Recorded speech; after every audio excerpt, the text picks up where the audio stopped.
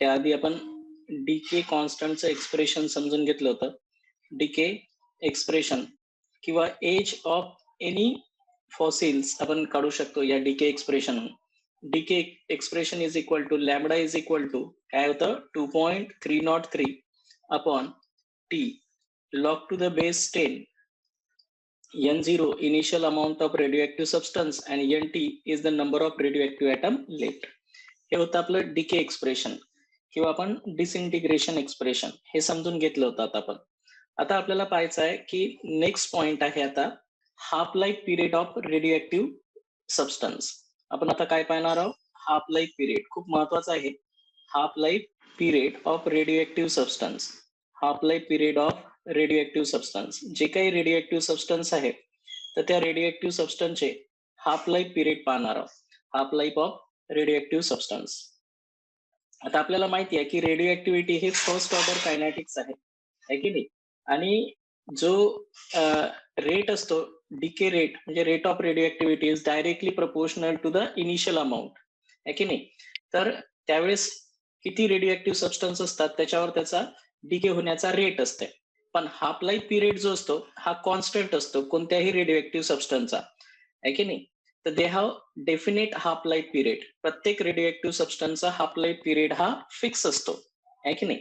तर हे half life period आपण काढणार तर त्याचं एक्सप्रेशन समजून घेऊ. Half life period is independent on the amount of radio substance. एक महत्वाची गोष्ट लक्षात ठेवायचं आहे की half life period of radio substance is independent on the amount of radio substance. जसं मी तुम्हाला इथे उदाहरणात समजावून सांगतो की एक 100 रेडिओ ऍटम जर या न्यूक्लियस मध्ये असेल, 100 रेडिओ ऍटम्स असतील याच्यामध्ये, लक्षात ठेवायचं आहे हे 100 रेडिओ ऍटम्स आहेत. आणि या 100 रेडिओ ऍटम्स मध्ये या मॅटर मधलं आपल्याला हे 100 रेडिओ ऍटम्स आहेत आणि हे 100 रेडिओ ऍटम्स आता 50 रेडिओ ऍटम्स मध्ये यांना कन्वर्ट व्हायचं आहे. बघा म्हणजे हाफ मध्ये कन्व्हर्शन व्हायचं आहे. तर हे 50 रेडिओ ऍटम्स कन्वर्ट होतात. तर यावेळेस हा जो पिरियड आहे याला आपण त्याचा हाफ लाईफ पिरियड म्हणत असतो. पुन्हा या 50 ला 25 ऍटम्स मध्ये कन्व्हर्शन होण्यासाठी जो टाइम लागतो, हे जे 50 रेडिओ ऍटम्स आहे हे आता 25 रेडिओ ऍटम्स मध्ये काय होतील? कन्वर्ट होतील. म्हणजे त्यांचा हाफ होईल आहे की नाही अशा प्रकारे. तर हा जो आहे हा सेकंड हाफ लाईफ पिरियड आहे. पुन्हा त्याच रेडिओ सबस्टन्सला 12.5 एवढ्या रेडिओ ऍटम मध्ये कन्वर्ट व्हायचं आहे. म्हणजे त्याच्यापेक्षाही हाफ ऍटम मध्ये त्यांना कन्वर्ट व्हायचं आहे. लक्षात ठेवा. म्हणजे 12.5 एवढ्या ऍटम्स मध्ये ते कन्वर्ट होतील. तर यालाही जो लागणारा टाइम आहे तोही हाफ लाईफ पिरियडच आहे. आणि हे जे हाफ लाईफ पिरियड आहे हे तुम्हाला सेम व्हॅल्यू भेटल. हे जे फर्स्ट हाफ लाईफ पिरियड असू द्या आहे की नाही T1 दिला आपण, आणि हे जे सेकंड हाफ लाईफ पिरियड आहे त्याच रेडिओ सबस्टन्सचा हा तुम्हाला सेम भेटल. व्हॉट एव्हर बी द इथं 100 ऍटम्स घेतले काय, 50 ऍटम्स घेतले काय, 25 ऍटम्स घेतले काय, काय एक ऍटम्स घेतला काय, त्यांना हाफ होण्यासाठी सेम टाइम लागेल. लक्षात ठेवायचं आहे. आणि म्हणून half life period is independent on the concentration of radio substance. 100 असेल तर 50 होण्यासाठीही तेवढाच टाइम लागेल, 50 चे 25 होण्यासाठीही तेवढाच टाइम लागेल, आणि एक ऍटम असेल तर त्याला हाफ होण्यासाठीही तेवढाच टाइम लागेल. बरोबर आहे. आणि त्यामुळं half life period of radioactive substance is independent on the amount of radioactive substance present at that instant. बरोबर आहे. त्याच्यामुळे आता हाफ लाईफ पिरियडची डेफिनेशन देऊ आपण. हाफ लाईफ पिरियड म्हणजे काय असते? the amount of radioactive substance decay into half म्हणजे टाइम रिक्वायर्ड टू रिड्यूस. काय म्हणसाल? Time required to reduce. Time required to reduce. Time required to reduce the initial amount of radioactive substance. The initial amount of radioactive substance. Initial amount of radioactive substance. बघा radioactive substance into half. बघा the time required to reduce the initial amount of radioactive substance into half amount. है की नाही? Half amount is called as half life period of the radioactive substance. Is called as half life period. Half life period of radioactive substance. तर त्या radio सबस्टन्सचा काय म्हणत असतात? Half life period म्हणत असतात. बघा लक्षात ठेवायचं आहे हे जो हाफ लाईफ पिरियड असतो रेडिओ ऍक्टिव्ह सबस्टन्सचा आपण टी हाफ न डिनोट करत असतो. इट इज डिनोटेड बाय, याला आपण कसं डिनोट करत असतो? टी हाफ न डिनोट करत असतो. Half life period is denoted by t half असं डिनोट करत असतो. आणि दुसरी महत्वाची गोष्ट लक्षात ठेवायची आहे, half life period is independent on the amount of radio active substance. काय सांगसाल? हाफ लाईफ पिरियड इज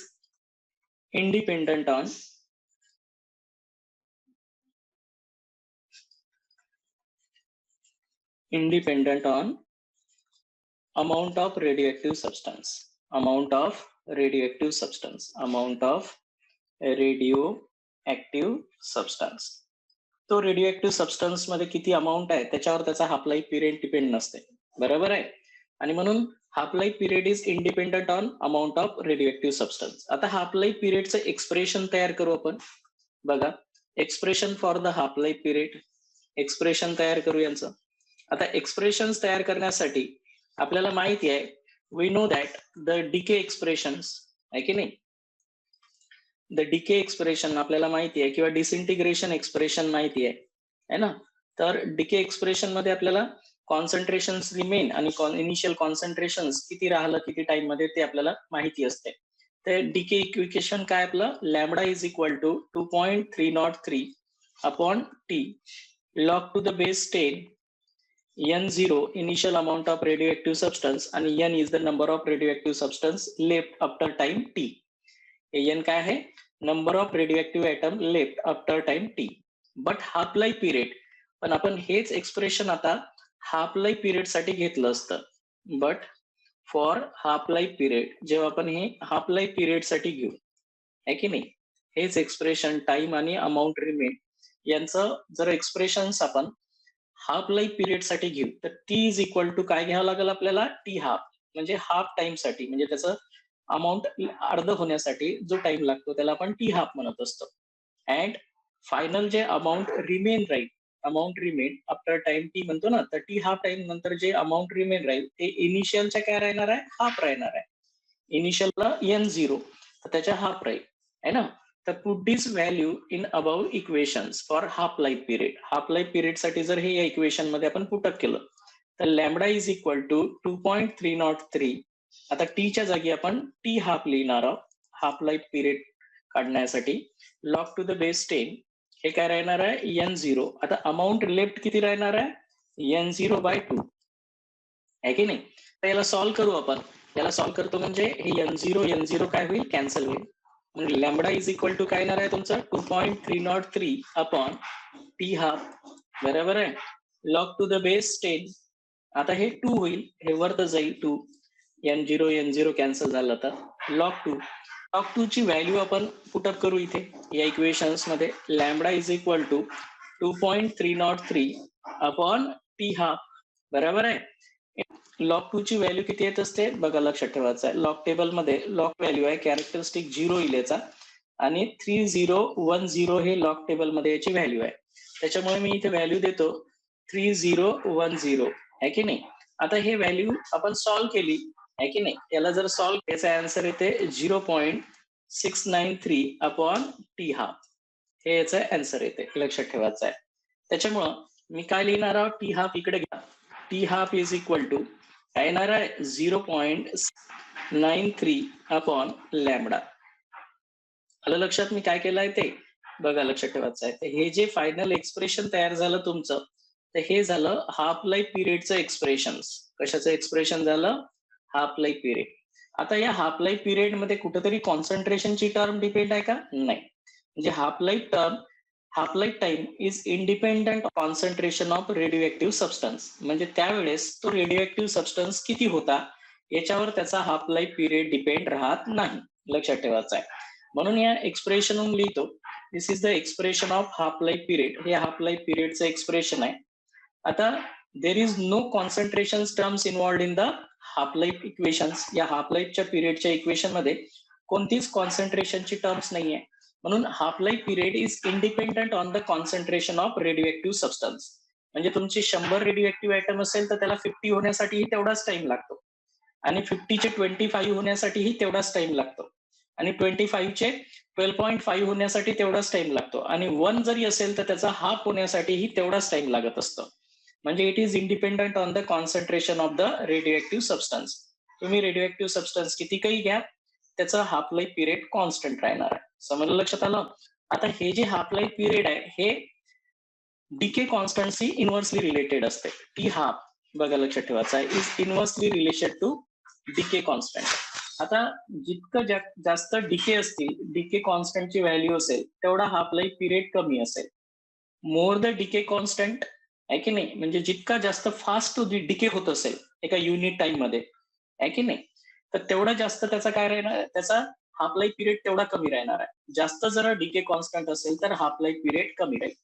आणि डीके कॉन्स्टंट स्लो असेल, म्हणजे खूप स्लो डीके होत असेल तर त्याचा हाफ लाईफ पिरियड जास्त आहे.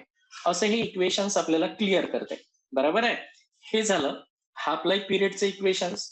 आतापर्यंत आपण जेवढ्या काही मॅथमॅटिकल टर्म याच्यामध्ये समजून घेतल्या त्या सर्व आपल्याला माहिती करून घ्यायच्या असतात, लक्षात ठेवायचं आहे की नाही.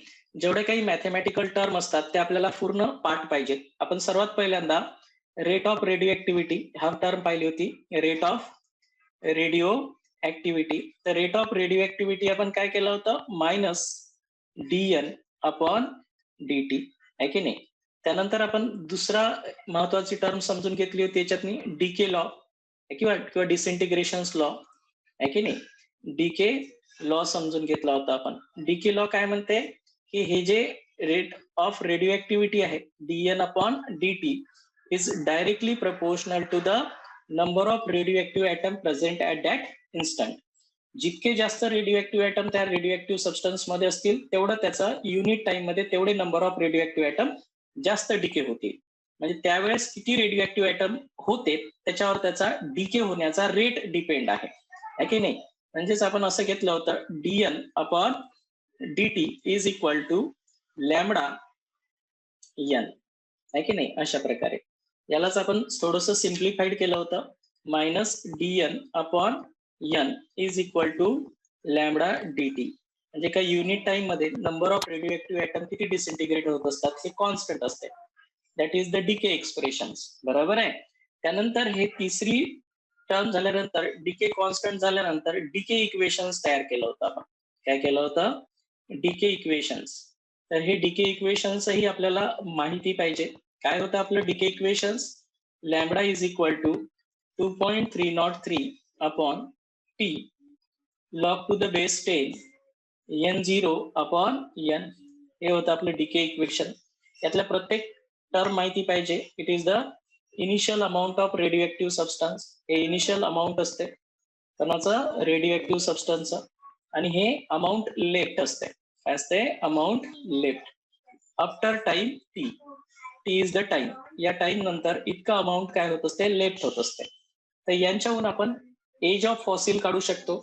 एज ऑफ फॉसिल जर काढायची असेल, ती एज कोणत्याही याची एज जर काढायची असेल तर आपण हे इक्वेशन रिअरेंज करू थोडंसं.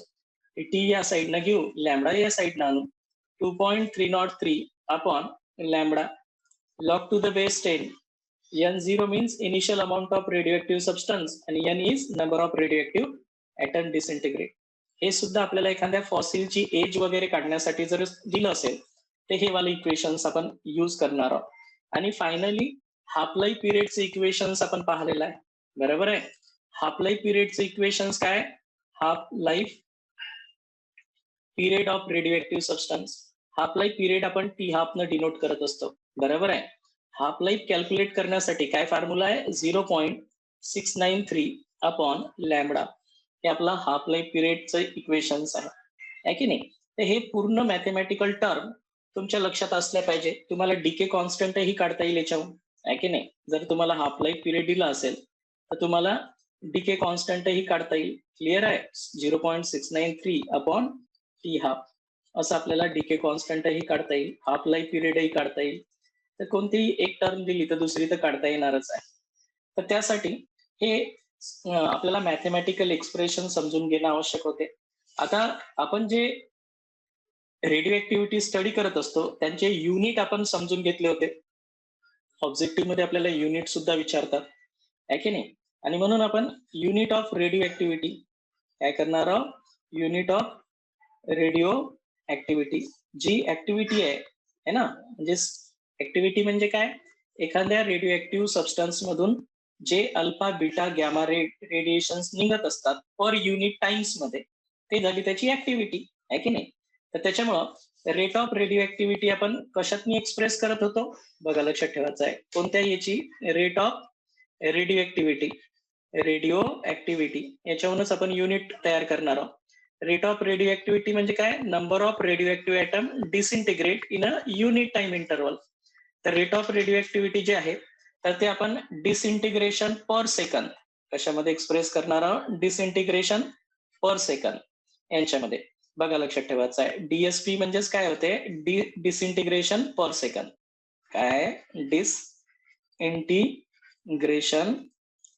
Per second, per second. एका सेकंदामध्ये किती number of radio active atom त्या रेडिओ ऍक्टिव्ह सबस्टन्स मधून काय होत असतात, डिसइंटिग्रेट होत असतात. त्याला म्हणत असतो आपण रेट ऑफ रेडिओ ऍक्टिव्हिटी, आहे की नाही. आता हेच रेट ऑफ रेडिओ ऍक्टिव्हिटी त्याचं युनिट आहे की नाही. आणि म्हणून the unit of radio activity आपण जे घेतलेलं आहे, ते सर्वात पहिल्यांदा रेडिओ ऍक्टिव्हिटीवर जो स्टडी केलेला आहे तो क्युरी नावाच्या सायंटिस्टने केलेला आहे, madam Curie.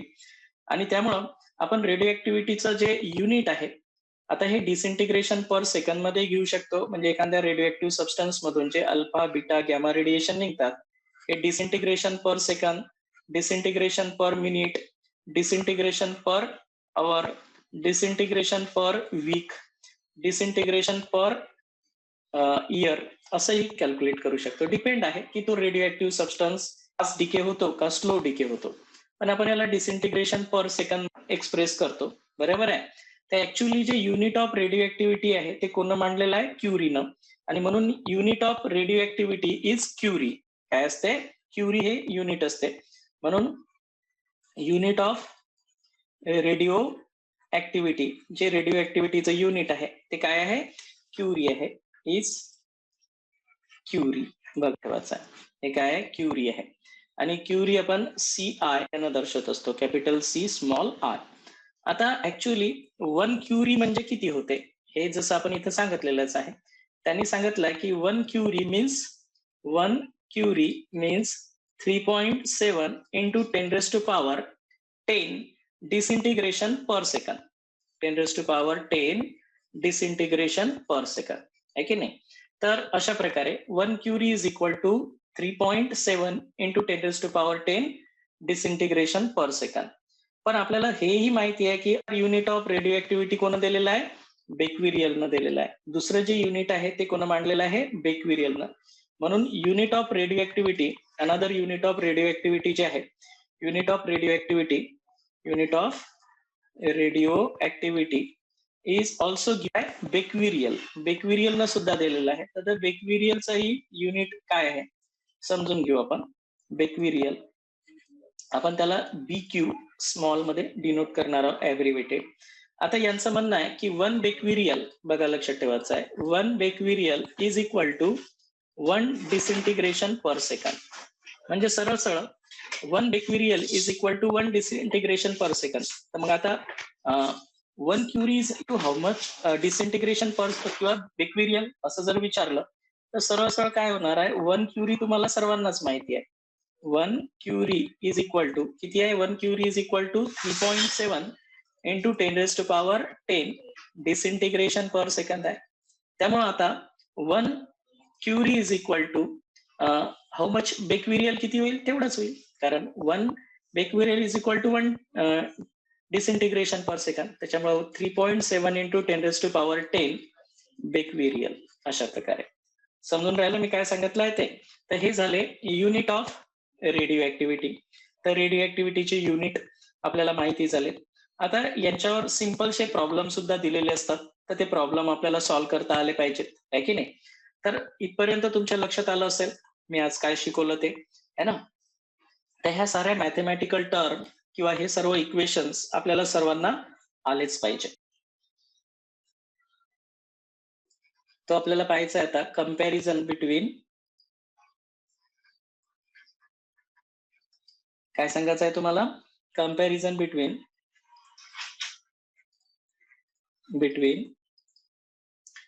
chemical reactions and nuclear reactions. Chemical reactions and nuclear reactions. Chemical reactions and nuclear reactions. या दोघांमधलं कंपॅरिझन आपल्याला करायचं आहे. है की नाही? Comparison between the chemical reactions and nuclear reactions. तर इकडे मी केमिकल रिएक्शन्स लिहितो. केमिकल रिएक्शन्स आणि या साइडनं आपण काय करू? न्यूक्लिअर रिएक्शन्स लिहू. Nuclear reactions. आता केमिकल रिएक्शन्स मधला पहिला पॉइंट सांगतो मी तुम्हाला काय आहे ते. The rearrangement of atom by breaking and forming a chemical bonds. जेव्हा केमिकल रिएक्शन होत असते तेव्हा रिअरेंजमेंट ऑफ ॲटम्स होत असते by breaking and forming the chemical bonds. Break होतो बॉन्ड आणि नवीन तयार होत असतो. आणि म्हणून आपण पहिला पॉइंट इकडे सांगणार आहोत की रिअरेंजमेंट ऑफ ॲटम यांच्यामध्ये काय होते?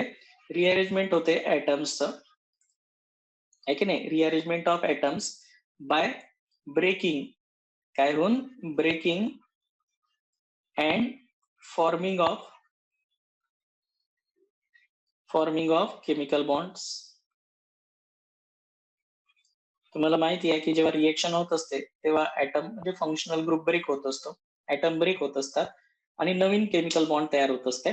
आता हे जे न्यूक्लिअर रिएक्शन्स असतात यांच्यामध्ये असं नाही होत. जे आयसोटोप्स असते of one element are converted into the another nuclear reactions. Another element मध्ये कन्वर्ट होत असतो. एक एलिमेंटचं न्यूक्लियस हे दुसऱ्या एलिमेंटच्या न्यूक्लियस मध्ये कन्व्हर्शन होत असते, है ना? आणि म्हणून इथं सांगतो आपण एलिमेंट्स और आइसोटोप्स म्हणा, है ना? एलिमेंट और आइसोटोप्स ऑफ वन एलिमेंट, एका एलिमेंटचा of one element are converted into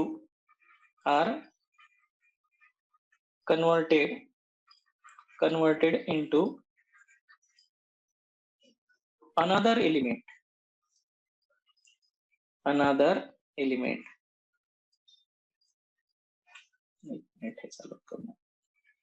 element, ठीक आहे? कन्वर्टेड, एका एलिमेंटचं न्यूक्लियस जे असते ते दुसऱ्या न्यूक्लियस मध्ये कन्वर्ट होते. म्हणजे एक एलिमेंट दुसऱ्या एलिमेंट मध्ये कन्वर्ट होत असते. एलिमेंट और isotope of one element are converted into another element in a nuclear reactions. कशामध्ये? न्यूक्लिअर रिएक्शन्स मध्ये. बरोबर आहे? Nuclear reaction. इथे एक एलिमेंट दुसऱ्या एलिमेंट मध्ये कन्वर्ट होत असतो. इथं तसं नाही आहे. एक ॲटम हा ब्रेक होतो आणि फॉर्मिंग अ केमिकल बॉन्ड्स म्हणजे रिअरेंजमेंट ऑफ ॲटम्स. एक ॲटम ब्रेक होतो, तिच्या जागी दुसरा ॲटम येतो, असा फरक आहे की नाही? दुसरा जो डिफरन्स आहे, different isotope and element have same behaviour. इथे जे आहे हे जे डिफरंट काय असतात? Isotopes of elements have same behaviour. जे अलग अलग आयसोटोप्स असतात, है की नाही? केमिकल रिएक्शन मध्ये हायड्रोजन असो किंवा ड्यूटेरियम असो किंवा ट्रायटेरियम असो, यांचं सेम बिहेवियर राहील, कारण त्याची व्हॅलन्सी एकच राहणार आहे ना? म्हणून different isotopes of an element have same behaviour. यांचं बिहेवियर सेम राहणार आहे. इथं तसं नसते, है ना? रेडिएक्टिव्ह एलिमेंट मध्ये हायड्रोजन वेगळा आहे, हायड्रोजन स्टेबल आहे, ड्यूटेरियम अनस्टेबल आहे, ट्रायटेरियम रेडिओ ऍक्टिव्ह आहे, म्हणजे अशा प्रकारे. म्हणून आयसोटोप्स, इथे जे आयसोटोप्स असतात न्यूक्लिअर केमिस्ट्रीमध्ये, आयसोटोप्स अँड एलिमेंट्स, आहे की नाही? Isotopes of elements nuclear reactions मध्ये बिहेव डिफरंटली. काय करतात? Behave differently. इथे केमिकल रिएक्शन्स मध्ये जे आयसोटोप्स असतात सेम बिहेव करतात, कारण they have same number of electrons, आहे की नाही? पण न्यूक्लिएशन्स मध्ये न्यूक्लियस मध्ये न्यूट्रॉनची संख्या चेंज होते आणि न्यूट्रॉनची संख्या चेंज झाल्यामुळे त्याची ऍक्टिव्हिटी चेंज होते आयसोटोपची. अशा प्रकारे हा झाला याचा दुसरा डिफरन्स कंपॅरिझन मध्ये न्यूक्लिअर रिएक्शनचा. आता बघा तिसरा डिफरन्स सांगू आपण केमिकल रिएक्शन्स आणि न्यूक्लिअर रिएक्शन्स मधला. तिसरा डिफरन्स आहे only outer shell electron take part in the chemical reactions. इथे काय असतात? Only outer shell electrons take part in chemical reactions. आता इकडे न्यूक्लिअर रिएक्शन्स मध्ये काय असते? the addition additions to electrons, protons, neutrons, other elementary particles may be involved. इथे nuclear reaction मध्ये दुसरे पार्टिकल सुद्धा इन्व्हॉल्ड असते. That is alpha, beta, gamma, proton, neutrino असे.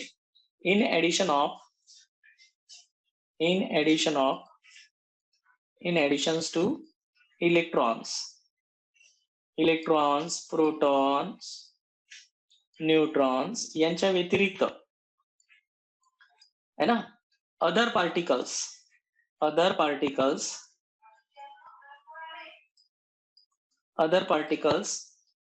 may be involved. हे सुद्धा न्यूक्लियर रिएक्शन मध्ये काय होत असतात, इन्व्हॉल्ड होत असतात, है की नाही. तर इथं तसं नसते. इथं फक्त आउटर मोस्ट शेल मधले जे इलेक्ट्रॉन्स असतात तेच केमिकल रिएक्शन्स मध्ये इन्व्हॉल्ड होत असतात. बरोबर आहे. त्यानंतर नेक्स्ट डिफरन्स, फोर्थ डिफरन्स सांगायचा आहे. The rate of reactions influence by the temperature, pressure, concentration and catalyst. इथे बघा, हे जे रेट ऑफ रिएक्शन असते, रेट ऑफ केमिकल रिएक्शन्स, हे कशावर इन्फ्लुएन्स करते माहिती आहे का? इट इज इन्फ्लुएन्स ऑन म्हणजे तुम्ही टेम्परेचर चेंज केलं, प्रेशर चेंज केलं, टेम्परेचर, प्रेशर, कॅटलिस्ट चेंज केला, तर रेट सुद्धा काय होत असतो, केमिकल रिएक्शनचा चेंज होत असतो. बरोबर आहे.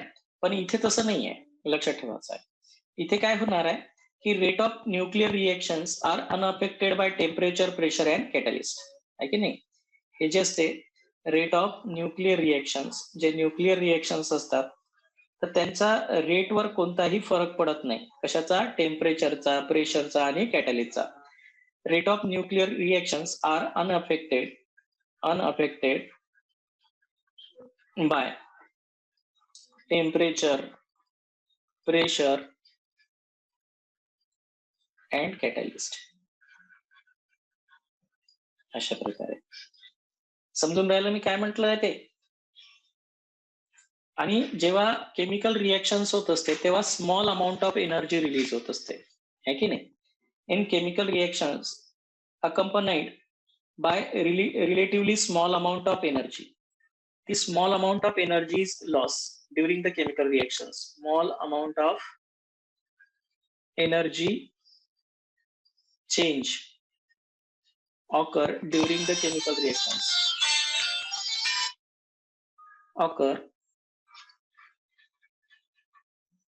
the chemical reactions.